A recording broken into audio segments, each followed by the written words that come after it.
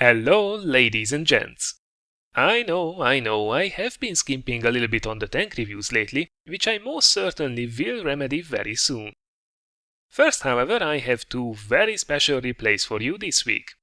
Today's replay is courtesy of none other than PointyHairedJedi, whom I'm quite sure most of you already know.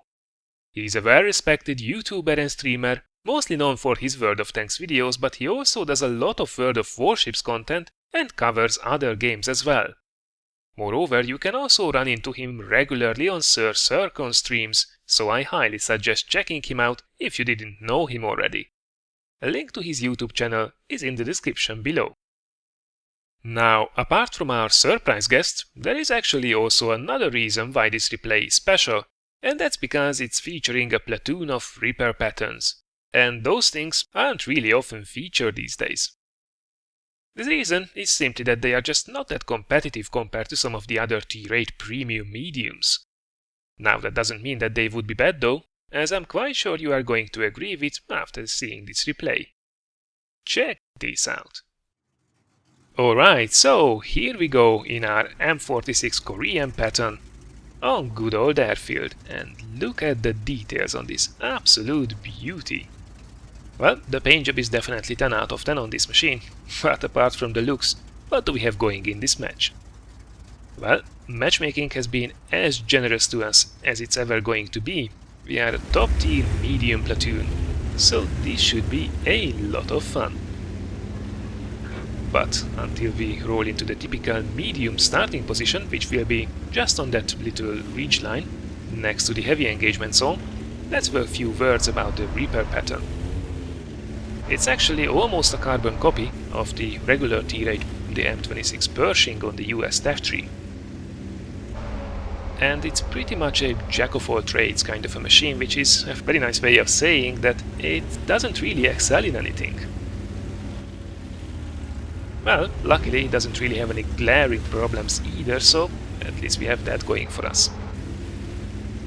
And what do we have there? A rather squishy but very dangerous tier 8 heavy tank, and we can get the side shots. Yes, we can.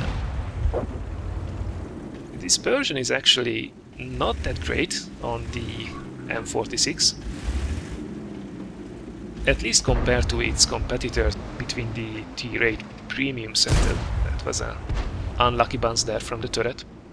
0.36 meters dispersion is not bad, but a lot of the others have 0.32, 0.33, so there's that.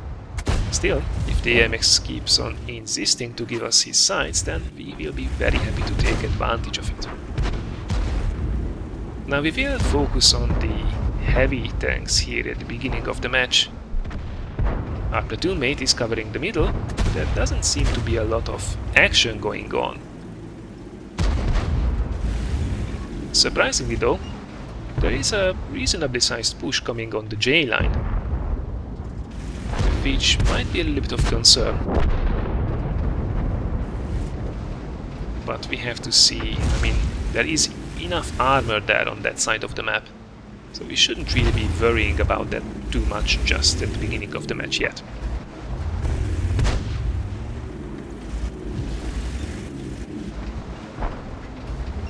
Now, focusing on the heavy tanks could be a little bit problematic. One of the downsides of the Korean pattern is actually the penetration. 192mm is not bad, but most of the tanks have 200 plus, especially from the premium mediums, so that could be a little bit tricky even shooting at the fronts of the tier 8s. And that's not really good news. It seems that the enemy did manage to break through on the other side after all, so let's see if we can forbid them the entry to our base. Luckily the Hellcat is on his toes as well. He already put on some quite effective fire, which is very useful, and that was a really nice snapshot on the T-32, and an important one. And it's good to see that we are also caring a little bit about artillery. You have to stick close to this wall as much as possible,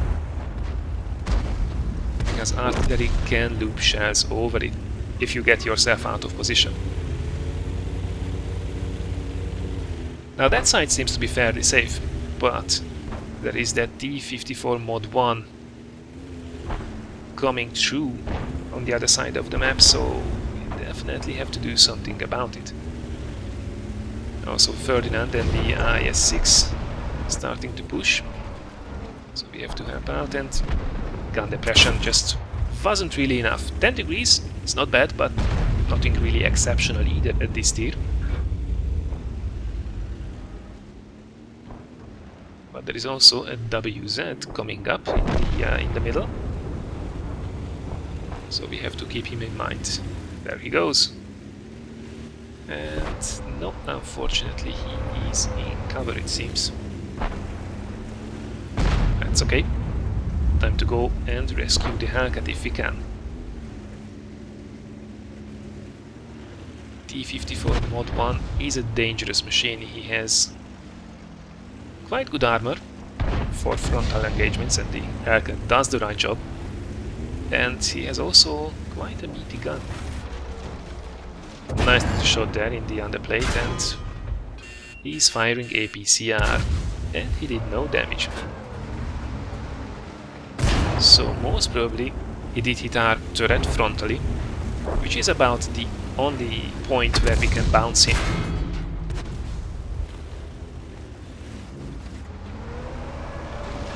Luckily his reload is not the best, so we managed to take him out with taking only one shot. Now you did see us struggling a little bit outflanking him, and that's because we only have a 38 degrees per second full traverse in this thing. Again, not the best.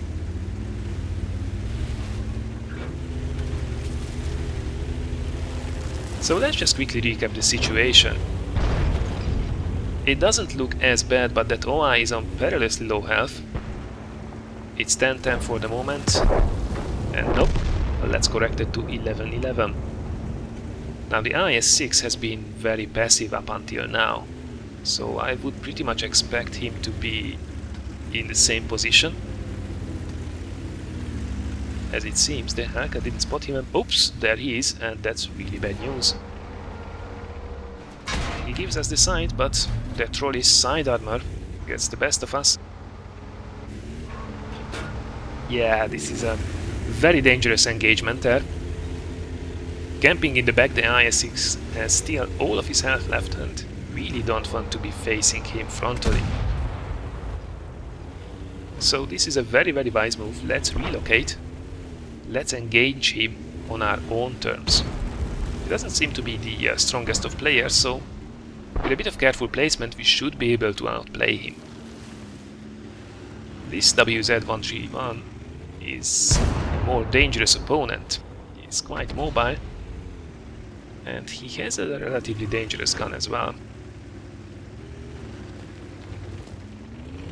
The engine was just not powerful enough to get back up there.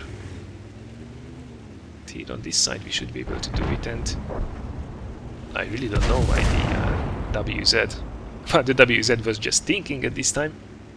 Maybe didn't expect us to come up. I'm not sure, but that was a rather interesting play by him. Not that we would be complaining about it, of course.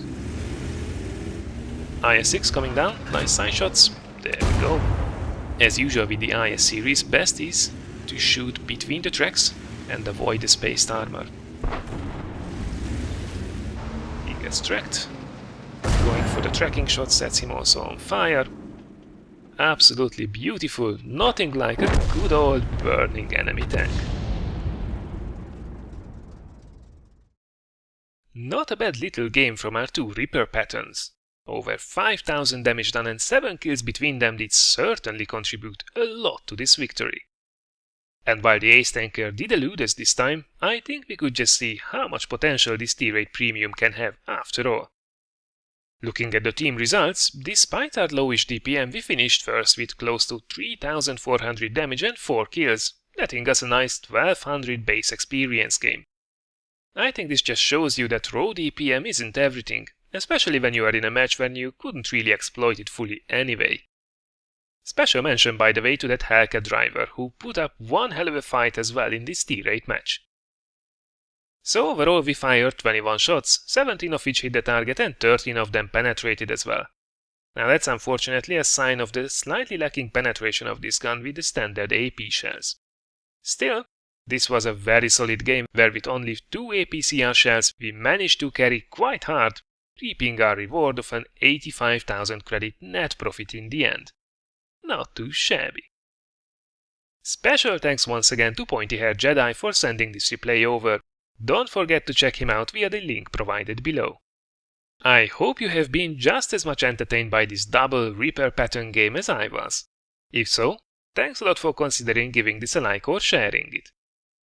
Up next, we have some more funny moments from World of Warships and also an FV304 specialist coming your way, so stay tuned for the rest of the week as well. Take care everyone, and I look forward to seeing you again in one of the next videos.